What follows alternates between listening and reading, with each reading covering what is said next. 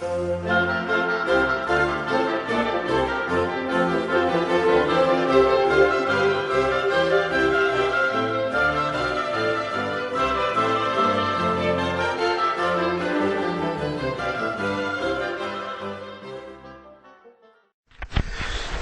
personas pueden estarse preguntando por qué detenernos a considerar un documento tan antiguo como los 10 mandamientos, nosotros que estamos ya viviendo en el siglo XXI, cuando esto es antiquísimo.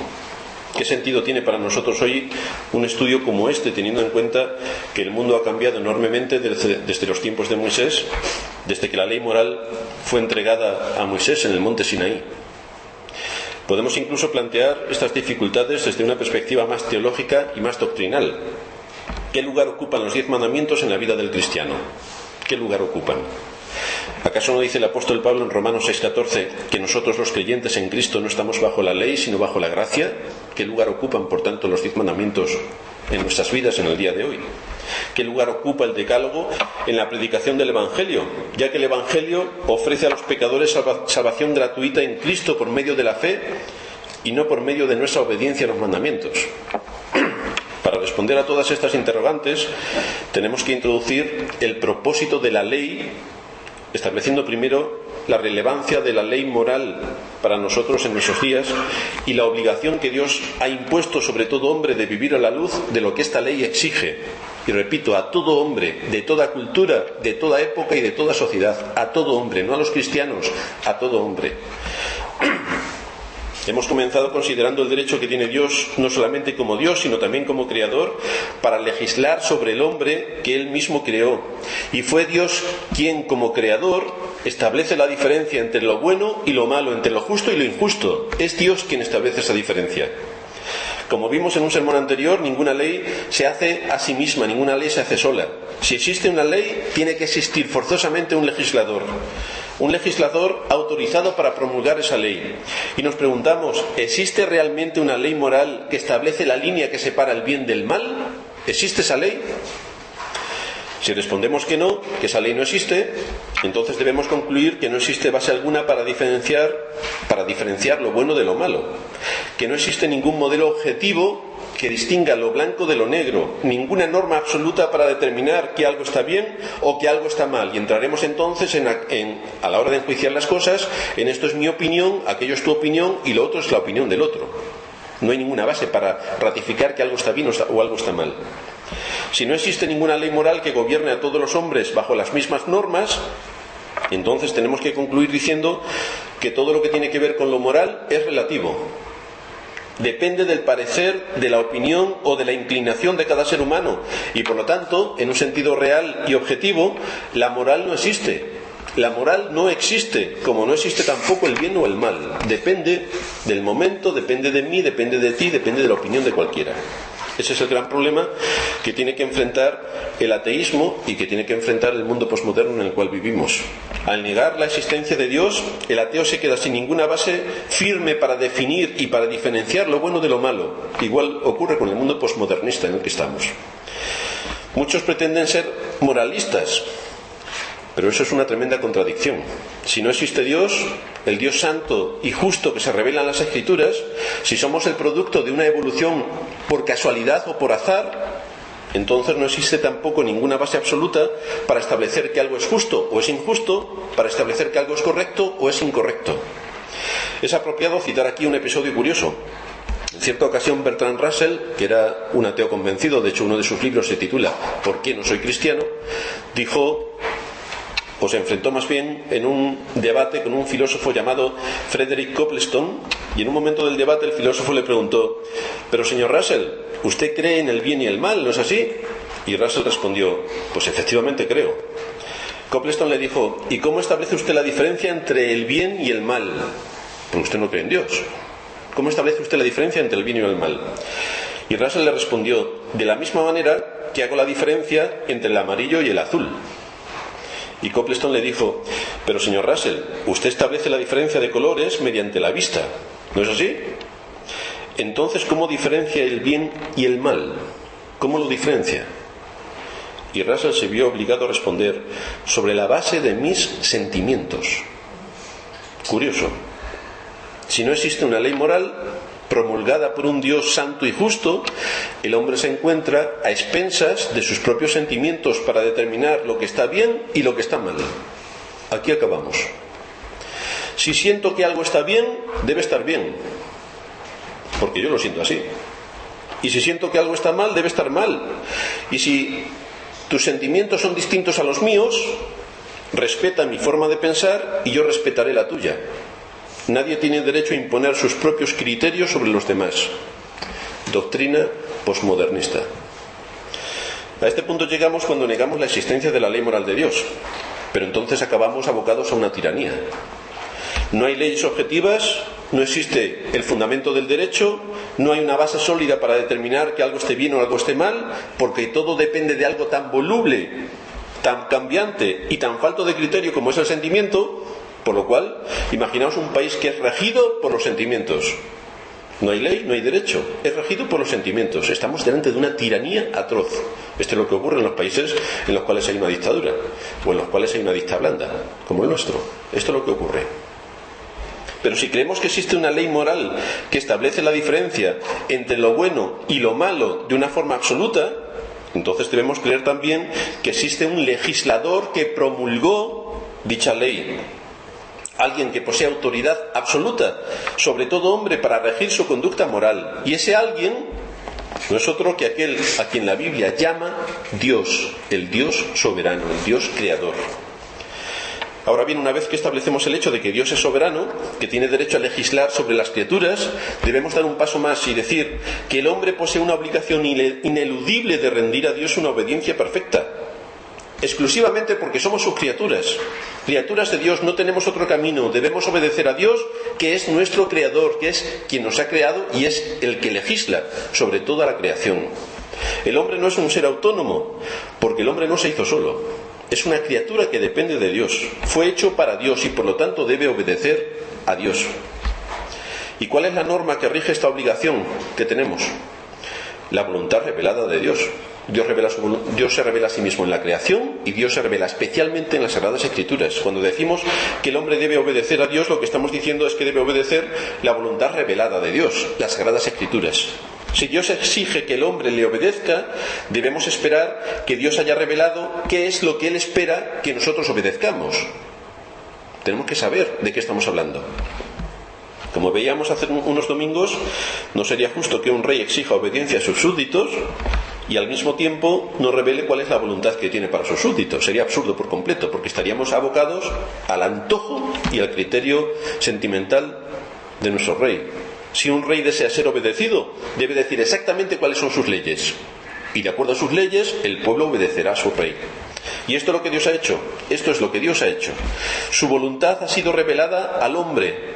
Y esa voluntad se encuentra disponible en las Escrituras, pero más aún, los deberes morales que allí se nos imponen han sido resumidos en los 10 mandamientos. Los 10 mandamientos son el resumen de lo que Dios espera de cada uno de nosotros, no como cristianos, sino como hombres.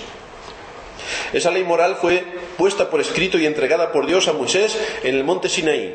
Pero como también vimos la semana pasada, esa ley entró en vigor en el mismo momento en el que el hombre fue creado. No entró en vigor en el momento en el que Dios dio las leyes a Moisés, sino que entró en vigor en la creación y continuará vigente mientras que el hombre siga viviendo en este mundo.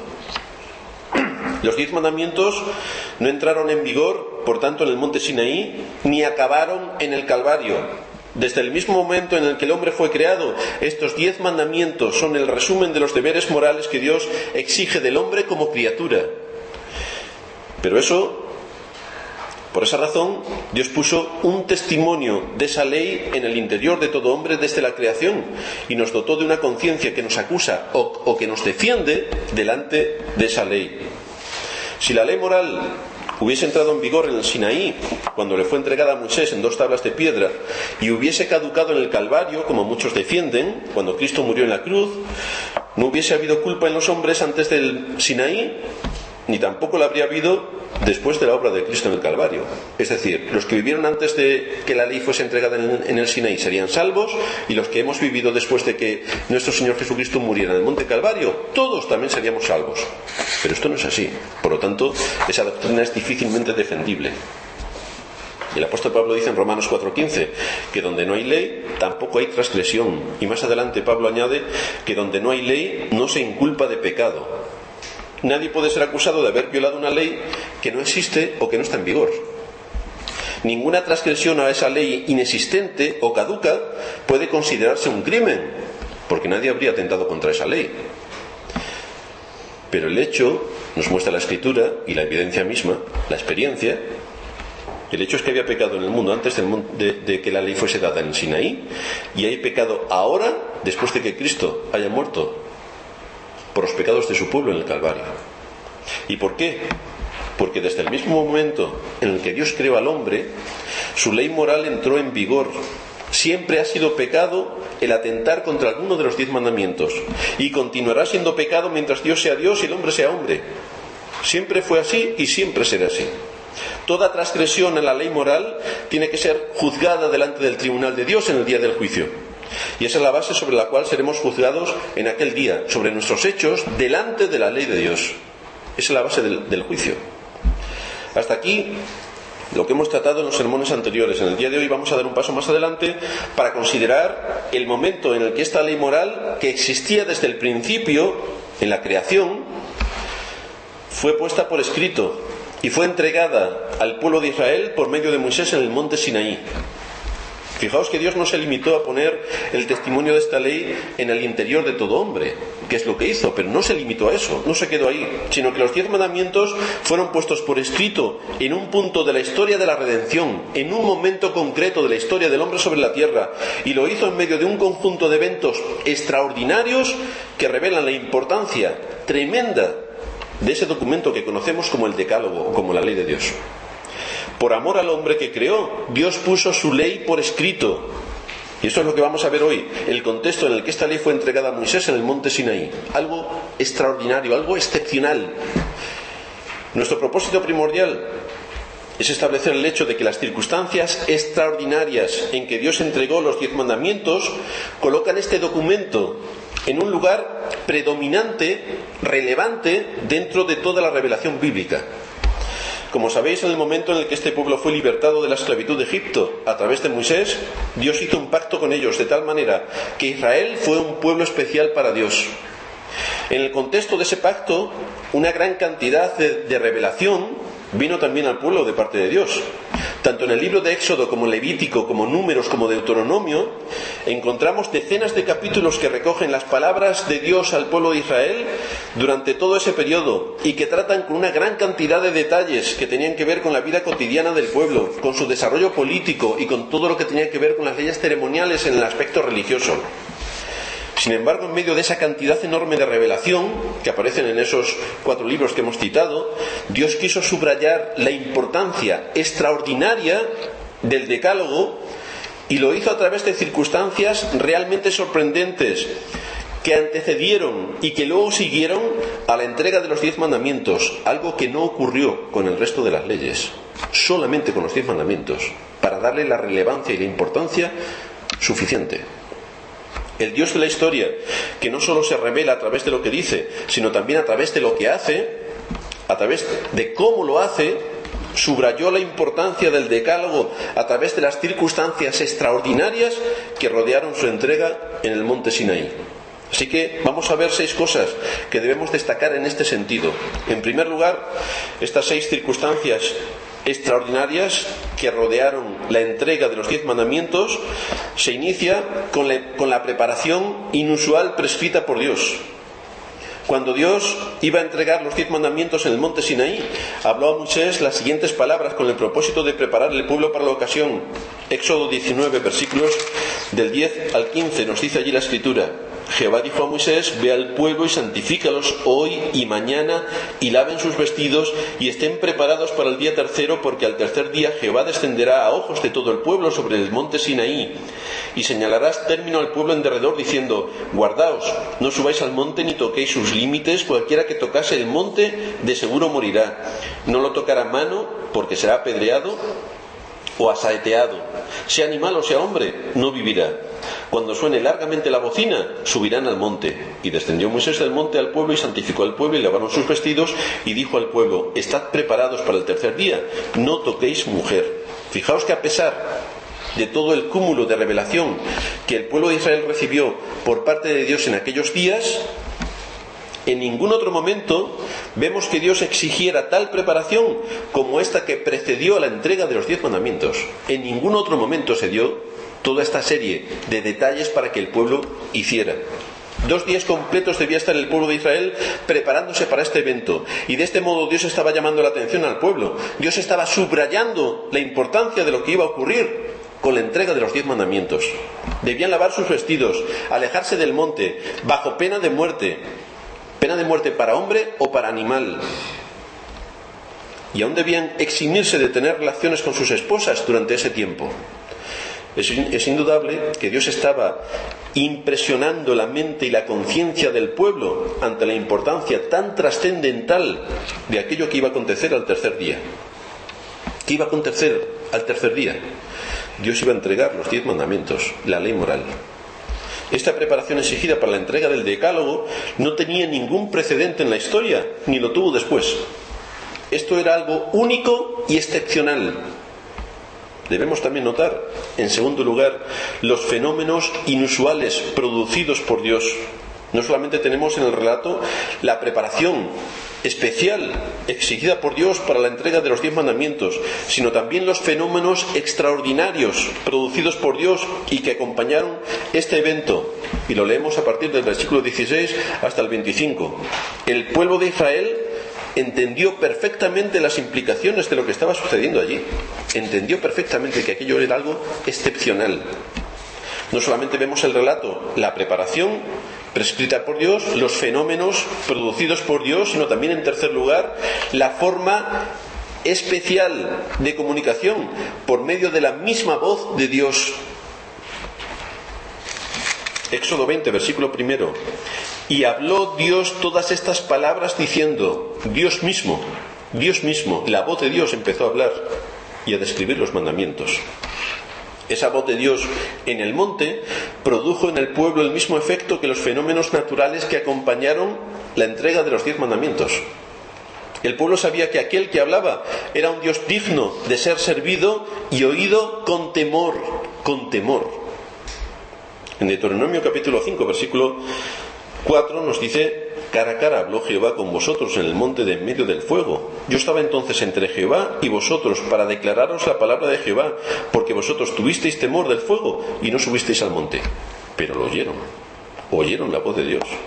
Dios mismo marcó la particularidad de estas palabras pronunciadas en el monte.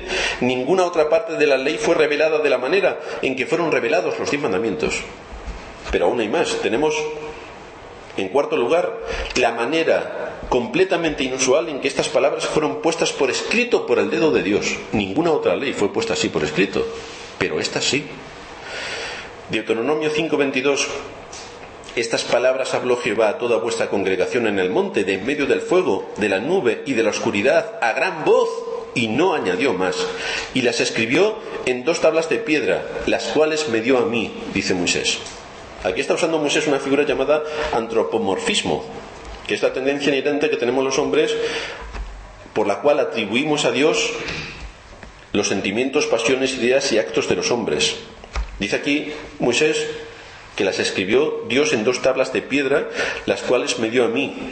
Y el comentarista Matthew Henry dice: la idea es que fueron puestas por escrito por la sola voluntad y poder de Dios, sin el uso de ningún instrumento humano. Es decir, Dios no le dijo a Moisés: Moisés, ponte de escribiente que vas a escribir los 10 mandamientos. No. El resto de las leyes sí que hizo Moisés esto. Con los 10 mandamientos no. Con los 10 mandamientos no. Fijaos en el capítulo 31 del libro de Éxodo, versículo 18. Éxodo capítulo 31, versículo 18, y vemos allí exactamente cómo Dios diferenció esta ley del resto de leyes.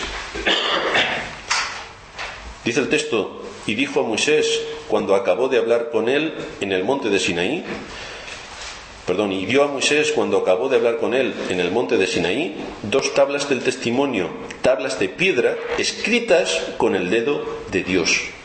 Es decir, Dios mismo llevó a cabo la escritura de estas tablas.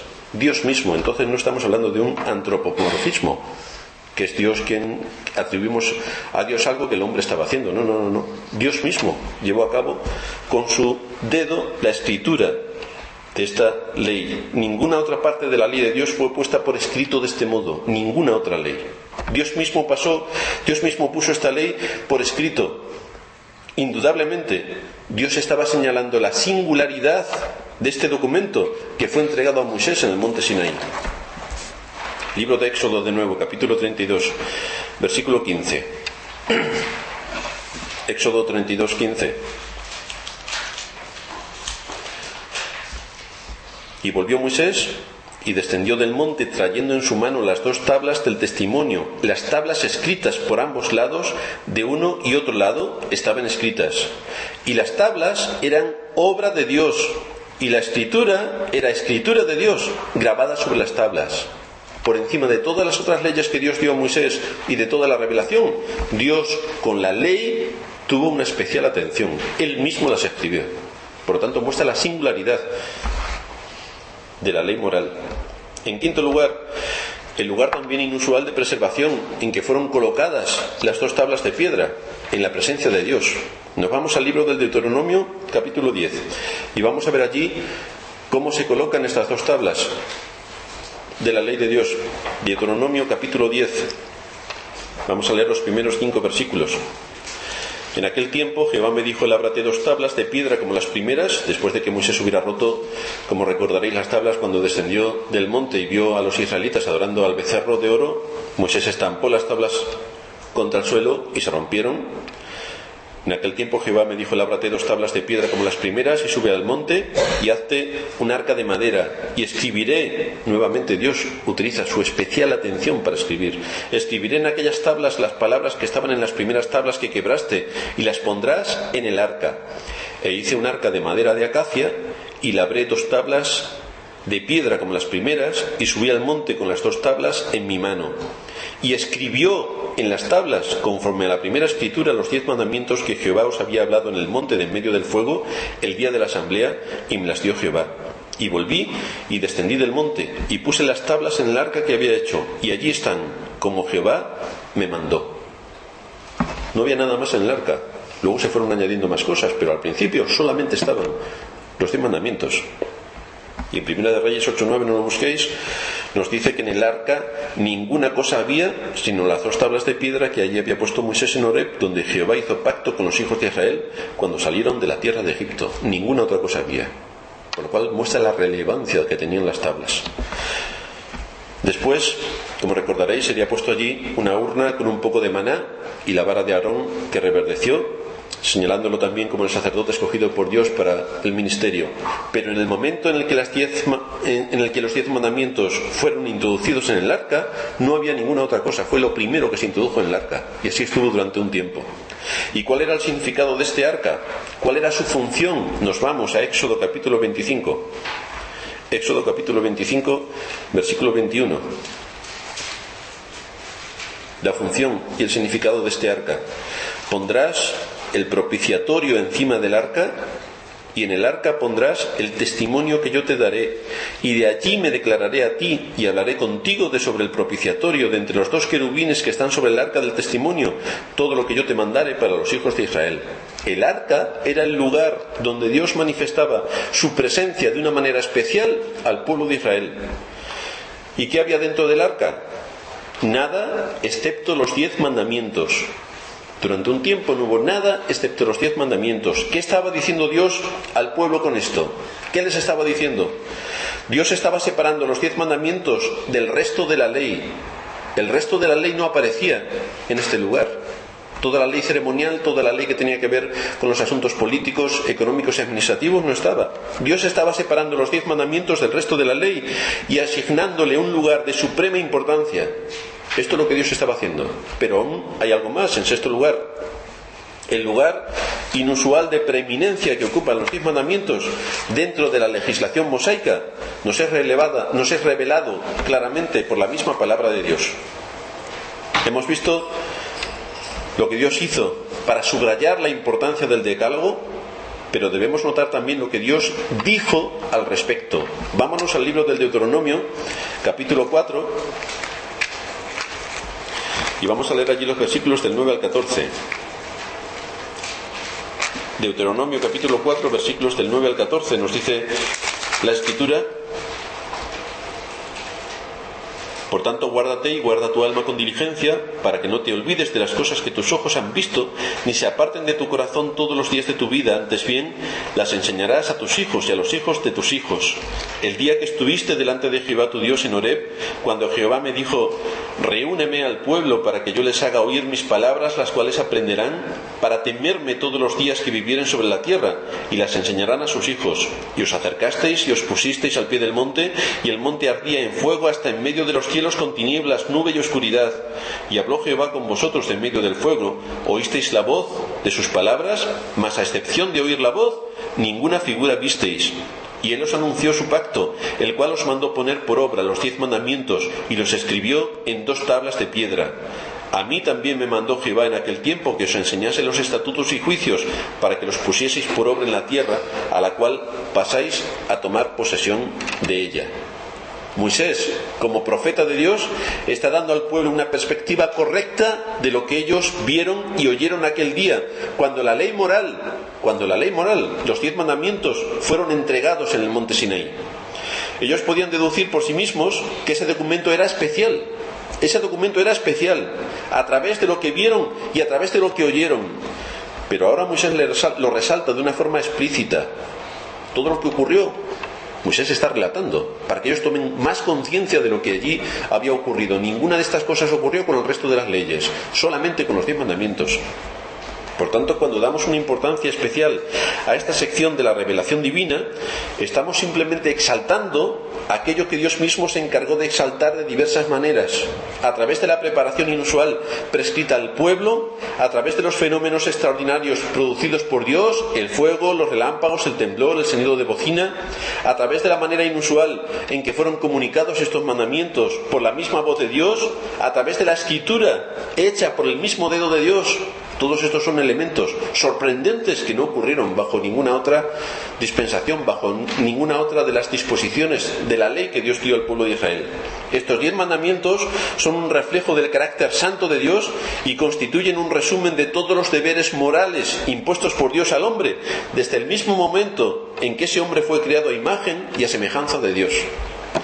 Por eso se trata de un documento tan especial. Por eso Dios lo separó de una forma tan evidente del resto de legislaciones comprendidas en la ley que fue revelada después a Moisés y que tenía que ver más bien con el culto que los israelitas tendrían que rendir a Dios y con muchos otros detalles de la vida de este pueblo en aquel tiempo. Las disposiciones en cuanto a restricciones de alimentos, las disposiciones en cuanto a su sistema político, las disposiciones en cuanto a su sistema religioso, en cuanto a lo que ellos eran como nación. Pero los 10 mandamientos están aparte, porque no tenían que ver con Israel, tenían que ver con el hombre, como hombre, con la creación. Alguien puede estar preguntándose en estos momentos por qué se insiste tanto en este asunto, por qué tanta insistencia en el hecho de que los 10 mandamientos constituyen un documento tan especial. ¿Por qué? La respuesta es bien sencilla, porque muchas personas en nuestros días afirman que esta ley moral no tiene relevancia ni vigencia alguna para nosotros. Como los ritos y ceremonias prescritos en la ley mosaica quedaron en desuso y desde luego cancelados con la venida de Cristo, algunos concluyen erróneamente que la ley moral de Dios también quedó completamente cancelada en ese momento, juntamente con la ley ceremonial. Muchos cristianos creen que todas estas leyes y mandamientos del Antiguo Testamento fueron abolidos por Cristo. Incluyen aquí los 10 mandamientos, el decálogo. Esta carga pesada del decálogo ha sido quitada de nosotros, dicen muchos. Esta carga pesada del decálogo ha sido quitada de nosotros y ya no tenemos obligación alguna con ninguna de estas imposiciones de la ley moral. El Evangelio vino a traer un mensaje de libertad. No estamos sometidos a la tiranía de la ley. El que ahora no tengamos que sacrificar corderos como hacían los israelitas, porque Cristo, el Cordero de Dios, fue sacrificado por nosotros, de ninguna manera quiere decir que ya no tengamos que obedecer a Dios. porque la ley de Dios, los 10 mandamientos, nos obligan y nos enseñan cómo tenemos que obedecer a Dios. Pero el que no tengamos que hacer algunas de aquellas actividades religiosas, aquellas cosas de la ley ceremonial que hacían los israelitas, no evita que nosotros no tengamos que seguir obedeciendo a Dios, como también debían obedecerlo los israelitas y como debe obedecerlo todo hombre. Es cierto que ya no tenemos que someternos a todos esos ritos y ceremonias a los que estaba sometido el pueblo de Israel en el antiguo pacto, pero Dios sigue siendo el mismo. Dios sigue siendo un Dios santo. Sigue siendo un Dios santo en el antiguo pacto y en el nuevo pacto. Sigue siendo el mismo. Y nosotros seguimos siendo sus criaturas y por lo tanto continuamos bajo la misma obligación de obedecer sus preceptos morales resumidos en los 10 mandamientos. Para concluir, vamos a ver brevemente en la Epístola a los Hebreos cuál es la perspectiva que se nos da en el Nuevo Testamento de todos estos eventos que acompañaron la entrega de la ley en Sinaí y que causaron terror en medio del pueblo, comparándolo con esta época del nuevo pacto en que nos encontramos nosotros en estos momentos. Y hemos visto las circunstancias inusuales que acompañaron la entrega de la ley en Sinaí. Vamos a ver ahora una comparación con nuestra situación actual bajo el Evangelio. La Epístola a los Hebreos fue escrita, como sabéis, con el propósito de exhortar a un grupo de hebreos que profesaban fe en Cristo, pero que estaban siendo muy presionados y tentados a volver al judaísmo del que habían salido, movidos mayormente por la persecución de que eran objeto por causa de la fe que ellos defendían y que ellos proclamaban. A lo largo de toda la epístola, el autor les advierte de las serias y terribles consecuencias que vendrían sobre ellos si volvían atrás y dejaban el Evangelio, si dejaban lo que se les había proclamado para volver a los rituales de la ley ceremonial. Y eso es precisamente lo que hace aquí nuevamente, tomando como punto de partida el terror que vino al pueblo de Israel cuando recibió la ley en el Sinaí, y lo compara con la situación nuestra de que hemos sido hechos partícipes por medio del Evangelio. Hebreos capítulo 12. Vamos a leer los versículos del 18 al 24. Hebreos capítulo 12. Nos dicen los versículos 18 al 24: porque no os habéis acercado al monte que se podía palpar y que ardía en fuego, a la oscuridad, a las tinieblas y a la tempestad, al sonido de la trompeta y a la voz que hablaba, la cual los que la oyeron rogaron que no se les hablase más, porque no podían soportar lo que se ordenaba. Si aún una bestia tocara el monte, será apedreada o pasada con dardo. Y tan terrible era lo que se veía, que Moisés dijo: estoy espantado y temblando. Sino que os habéis acercado al monte de Sión, a la ciudad del Dios vivo, Jerusalén la celestial, a la compañía de muchos millares de ángeles, a la congregación de los primogénitos que están inscritos en los cielos, a Dios el juez de todos, a los espíritus de los justos hechos perfectos, a Jesús, el mediador del nuevo pacto, y a la sangre rociada que habla mejor que la de Abel. Mirad que no desechéis al que habla, porque si no escaparon aquellos que desecharon al que los amonestaba en la tierra, mucho menos nosotros, si desecháramos al que nos amonesta desde los cielos, la voz del cual conmovió entonces la tierra, pero ahora ha prometido, diciendo: aún una vez, y conmoveré no solamente la tierra, sino también el cielo. Y esta frase, aún una vez, indica la remoción de las cosas movibles como cosas hechas para que queden las inconmovibles. Así que, recibiendo nosotros un reino inconmovible, tengamos gratitud y mediante ella sirvamos a Dios agradándole con temor y reverencia, porque nuestro Dios es fuego consumidor. ¿Qué es lo que el autor quiere resaltar? ¿Qué es lo que el autor quiere resaltar? Que si bien era terrible desobedecer la ley de Dios que fue entregada al pueblo en la antigua dispensación, en medio de todas esas circunstancias que inspiraban temor y terror, mucho más terrible es despreciar el mensaje del Evangelio. Mucho más terrible es despreciar el mensaje del Evangelio. Por eso nos dice en el versículo 25: mirad que no desechéis al que habla, porque si no escaparon aquellos que desecharon al que los amonestaba en la tierra, mucho menos nosotros si desechásemos al que amonesta desde los cielos. Ojo, que el tema es mucho más delicado.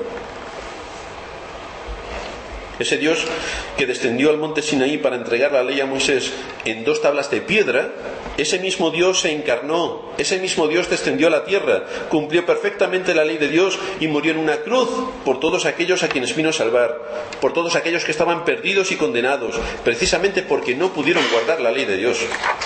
Y el aspecto que el autor de esta epístola desea recalcar es el hecho de que son más terribles las consecuencias de despreciar el Evangelio que anuncia la obra de salvación del Dios encarnado que las consecuencias de que traía despreciar la ley. Ojo, son más terribles las consecuencias de despreciar el Evangelio que anuncia la obra de salvación del Dios encarnado que las consecuencias que traía despreciar la ley. Algunos piensan que el Dios del Antiguo Testamento es distinto al Dios del Nuevo, que no tiene nada que ver. Que el Dios del Antiguo Testamento solo proclama ira y condenación para aquellos que violan su ley, pero que el Dios del Nuevo Testamento está lleno de misericordia y compasión, y que Dios es tan bueno que al final pues todo el mundo se va a salvar, y que todo es rosa y de colorines para que disfrutemos más. Pero Dios es inmutable. Este es uno de sus atributos. Dios es inmutable. Él siempre ha sido y siempre será un Dios que conjuga en sí mismo la perfecta justicia, la perfecta santidad, la perfecta ira, con su infinita compasión, bondad y misericordia. Lo era el Dios del Antiguo Testamento y es el Dios del Nuevo. Es el mismo.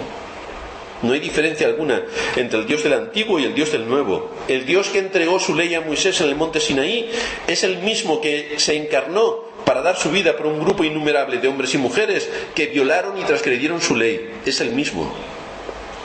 Esa ley moral que fue escrita en 2 tablas de piedra sigue vigente en el día de hoy.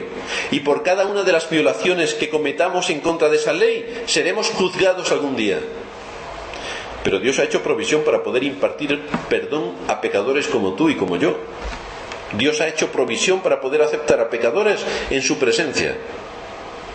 ¿Dónde está esa provisión? Pues en la persona de Cristo. Cristo vino voluntariamente para ofrecerse en el lugar de aquel que estaba condenado a las más terribles tinieblas. Cristo vino para dar perdón de pecados y la esperanza ciertísima en la vida eterna. Cristo vino para dar a aquel que salva por su gracia la capacidad de agradar a Dios y a través de una vida de obediencia, por el poder de su Santo Espíritu, cumplir la voluntad de Dios. Pero ¿qué esperanza puede haber si alguien rechaza este Evangelio? ¿Qué esperanza puede haber si alguien rechaza este Evangelio? Puede ser que alguno de los que hay aquí haya pensado alguna vez: hombre, es que si yo tan solo hubiera visto y oído lo que vieron aquellos israelitas, aquel monte humeando, aquel fuego, los terremotos, el sonido de la bocina, la voz de Dios que se oía y de la cual todos aquellos estaban temblando, si yo hubiera oído todo aquello, me tomaría más en serio los mandamientos de Dios. Pues no te engañes ni pierdas de vista lo que se te está diciendo en este pasaje de las Escrituras que hemos leído en Hebreos. Más maravilloso que todos aquellos fenómenos naturales que tuvieron lugar aquel día en el monte del Sinaí es lo que proclama el Evangelio. Es mucho más grande de lo que proclama el Evangelio. No necesitas experimentar todo aquello que experimentaron los israelitas al pie del Sinaí en aquel día. Solo necesitas escuchar el mensaje que proclama el Evangelio, que Dios habla por medio de las Escrituras a todo hombre. Dios habla por medio de las Escrituras a todo hombre, que la segunda persona de la Trinidad se encarnó, que vivió una vida perfecta y que murió en la cruz del Calvario, porque Dios toma su ley muy en serio, hasta tal punto que no tuvo misericordia de su Hijo, hasta tal punto, sino que lo entregó a la muerte para satisfacer su ley. Dios no podía salvar al pecador sin que hubiera un sustituto que pagase la deuda de todas sus transgresiones, de todas nuestras transgresiones, y ese sustituto fue Cristo. Por lo tanto, quien está en Cristo está exento de la ley en ese sentido, en el que la ley no le puede ajusticiar, en el que la ley no le puede condenar, porque está dentro de Cristo, está amparado por Cristo. Seguiremos introduciéndonos en este capítulo de Hebreos también para ver todo el desarrollo de lo que aquí el apóstol nos está contando sobre la diferencia que había entre la ley dada en Sinaí y el monte Sión, donde vino una revelación especial de gracia para salvar a los pecadores de su miseria. Vamos a terminar en oración.